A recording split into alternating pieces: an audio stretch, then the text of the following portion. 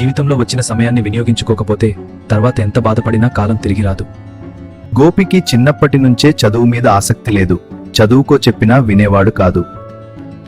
స్కూల్కి వెళ్ళమంటే వెళ్ళేవాడు కాదు. చదువు అంటే అతనికి ఇష్టం ఉండేది కాదు. 10వ తరగతి పరీక్షలో గోపి ఫెయిల్ అయ్యాడు. ఎంత చెప్పినా వినకపోవడంతో తల్లిదండ్రులు కూడా చెప్పడం మానేశారు.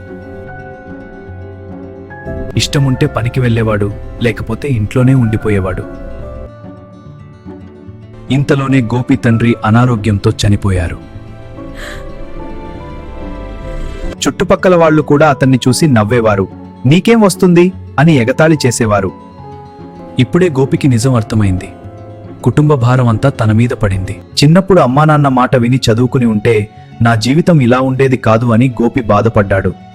జీవితంలో వచ్చిన సమయాన్ని వినియోగించుకోకపోతే తర్వాత ఎంత బాధపడినా కాలం తిరిగి రాదు. వాయిస్ ఆఫ్ తెలుగు ఆఫీషియల్ మీరు సబ్స్క్రైబ్ చేయండి, సపోర్ట్ చేయండి.